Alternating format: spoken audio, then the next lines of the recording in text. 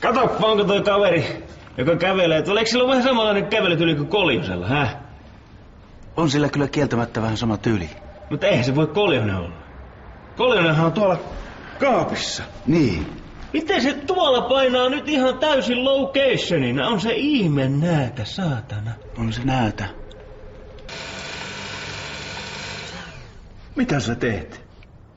Koljonen on niin saamarin kateellinen. Kato, kun mulla on tämmönen uusi silppuri tuolla, se nytkin kiristelee hampaita. Onko se Koljonen vai vittu? On se Koljonen.